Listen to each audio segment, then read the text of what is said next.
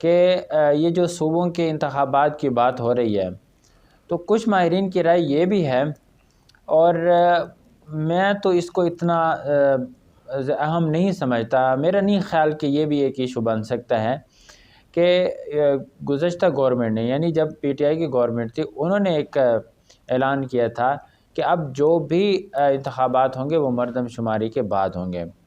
तो मरदमशुमारी 30 अप्रैल को मुकम्मल होनी है, तो ज़ाहिर है उसके बाद फिर नई हल्का बंदियाँ होगी। तो ये इस तरह टाइम स्पेंड होता रहेगा और बिलाखिर वही होगा कि टाइम पे ही सबके इंतखाबात होंगे।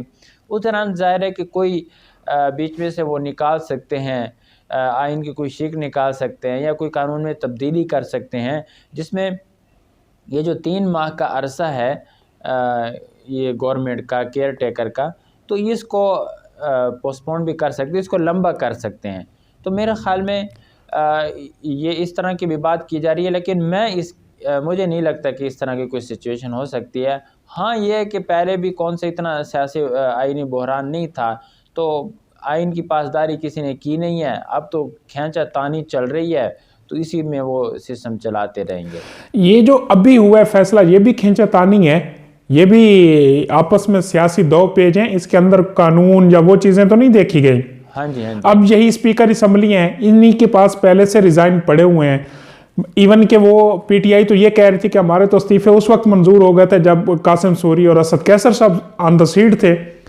तो अब वो मतलब सीट छोड़ के गया, फिर उनका जी अब राजा परवेज अशरफ साहब उनके रिजाइन एक्सेप्ट नहीं कर रहे थे। वो कहते हैं जी मेरे पास आएंगे, फर्दन मैं उनसे विलिंगली मतलब वो करूंगा, पूछताछ करूंगा। तो फिर उसके बाद क्योंकि दरमियान में कुछ एमएनएस थे जिन्होंने वाकई ये रब्ता, उसमें शकूर शाद की आप मिसाल ले लें कि वो हाईकोर्ट पहुंच गए थे, उन्होंने कहा जी मैंने तो कोई रिजाइन नहीं किया, ये फेक है, मतलब मेरी तरफ से नहीं है रेजिग्नेशन। तो लेकिन रात जो परवेज अशरफ साहब ने वही काम किया जिस काम से वो पहले इनकार कर रहे थे, रात उन्होंने बैठे बिठाए वो काम कर दिया।